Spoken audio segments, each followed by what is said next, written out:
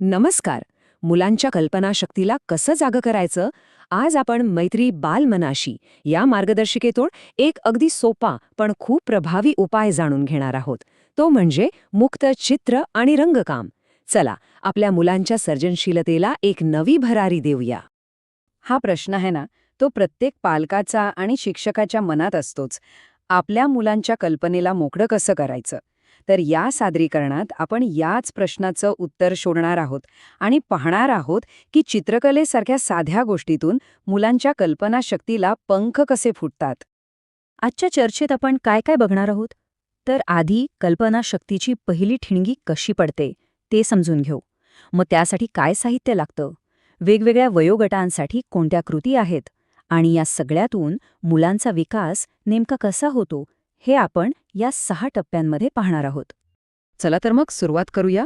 एक गोष्ट लक्षात ठेवली पाहिजे की आपला उद्देश मुलांना चित्रकला शिकवणं अजिबात नाहीये. खरं तर त्यांच्या मनात जे काही आहे, त्यांच्या भावना, त्यांच्या कल्पना, त्यांना बाहेर पडायला एक मोकळी वाट करून द्यायची आहे. आणि ही त्यांच्या विकासाची एक खूप महत्वाची पायरी आहे. आणि हो, चित्र काढताना नकळतपणे एक खूप महत्वाची गोष्ट घडत असते. ती म्हणजे मुलांच्या हाताच्या आणि बोटांच्या छोट्या स्नायूंचा विकास. यालाच आपण फाईन मोटर स्किल्स किंवा सूक्ष्म स्नायू विकास म्हणतो. हा विकास पुढे जाऊन लिहिण्यासाठी, वस्तू पकडण्यासाठी, अगदी शर्टाची बटणं लावण्यासाठी सुद्धा खूप महत्वाचा ठरतो.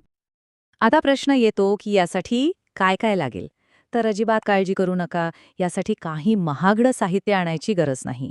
घरात किंवा शाळेत अगदी सहज मिळणाऱ्या गोष्टी वापरून आपण हे सुरू करू शकतो. हे बघा, साहित्य किती सोपं आहे.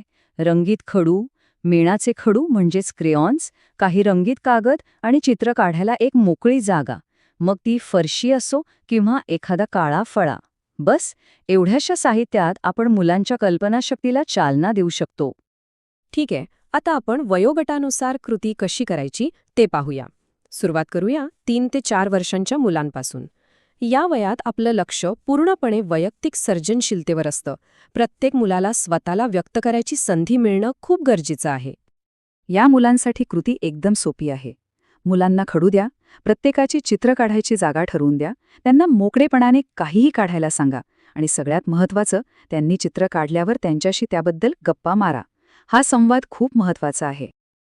आपण मुलांना सूचना काय देतो हे खूप महत्त्वाचं आहे. तुम्हाला जे आवडेल ते काढा असं जेव्हा आपण म्हणतो तेव्हा आपण त्यांना पूर्ण स्वातंत्र्य देतो. हवं तर आपण काही उदाहरणं देऊ शकतो, जसं की आंबा काढ किंवा झाड काढ, पण शेवटी निवड पूर्णपणे त्यांचीच असली पाहिजे. चित्र काढून झालं की त्यांच्याशी संवाद साधा. प्रश्न असे विचारा, अरे वा, हे काय आहे? किंवा तू हे काय काढलंयस, मला सांग ना. याच्याबद्दल अजून काहीतरी सांग. आपला उद्देश त्यांची परीक्षा घेणं नाही, तर त्यांना त्यांच्या कल्पनेबद्दल बोलायला प्रोत्साहन देणे आहे. आता वळूया पुढच्या वयोगटाकडे, 4 ते 5 वर्ष. इथे आपण कृतीमध्ये थोडा बदल करतो. या वयात आपण मुलांना लहान गटामध्ये काम करायला शिकवतो आणि साहित्यातही थोडी भर घालतो. खडूंसोबत क्रेयॉन्स आणि रंगीत कागदही देतो. ह्या वयात मुलं लहान गटात काम करायला शिकतात, त्यामुळे त्यांचे छोटे छोटे गट करा. बाकी प्रक्रिया तशीच राहते. साहित्य द्या, जागा द्या आणि त्यांच्या कल्पनेप्रमाणे चित्र काढू द्या. फक्त आता ते एकट्यानं नाही, तर एकमेकांकडून बघूनही शिकायला लागतात. या वयोगटातल्या मुलांशी बोलताना आपण त्यांच्या भावनांबद्दल विचारू शकतो. तू हे काय काढलं आहेस? यासोबतच या चित्राबद्दल तुला काय वाटतंय? हा प्रश्न त्यांना चित्रातून व्यक्त झालेल्या भावनांबद्दल बोलायला मदत करतो. आणि आता शेवटचा टप्पा, 5 ते 6 वर्षांच्या मुलांचा. इथे आपलं लक्ष पूर्णपणे सहकार्यावर, म्हणजे एकत्र मिळून काम करण्यावर असतं.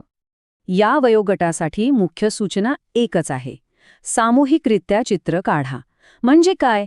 तर संपूर्ण गटाने मिळून फक्त एकच मोठं चित्र पूर्ण करायचं आहे.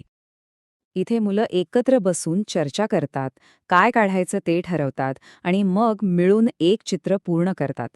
यातून फक्त त्यांची सर्जनशीलता वाढत नाही, तर एकमेकांशी संवाद साधणं, सहकार्य करणं आणि आता पुढे काय करायचं यासारख्या प्रश्नांवर एकत्र मिळून उत्तर शोधण्याची कौशल्यसुद्धा विकसित होतात. तर या इतक्या सोप्या वाटणाऱ्या कृतीतून मुलांना खरंच काय शिकायला मिळतं? चला आता याच्या काही महत्त्वाच्या शैक्षणिक परिणामांवर एक नजर टाकूया, म्हणजे आपल्याला कळेल की याचा फायदा किती मोठा आहे. यातून काय साध्य होतं? पहिलं म्हणजे मुलं चित्रकलेचं साहित्य म्हणजे खडू, ब्रश व्यवस्थित हाताळल्या शिकतात. ते पकडण्याचे, वापरण्याचे वेगवेगळे मार्ग शोधतात. आणि सगळ्यात महत्त्वाचं, एकमेकांच्या मदतीने मोठी कामं पूर्ण करायला शिकतात. ही एक खूप मोठी शिकवण आहे, नाही का? थोडक्यात सांगायचं झालं तर ह्या एका कृतीमुळे मुलांमध्ये कितीतरी कौशल्यांचा विकास होतो. हाताच्या स्नायूंचा विकास होतो, डोळे आणि हात यांचा ताळमेळ बसतो, सौंदर्यदृष्टी तयार होते, नवनिर्मितीची क्षमता म्हणजेच सर्जनशीलता वाढते, स्वतःला व्यक्त करण्याची संधी मिळते आणि एकमेकांना मदत करण्याची, सहकार्य करण्याची वृत्ती वाढीस लागते. तर मग विचार करा, आज आपण आपल्या घरातल्या लहानग्यांना कोणतं चित्र काढायला प्रोत्साहन देणार आहोत? चला, आज त्यांच्या कल्पनेला मोकळं आकाश देऊया.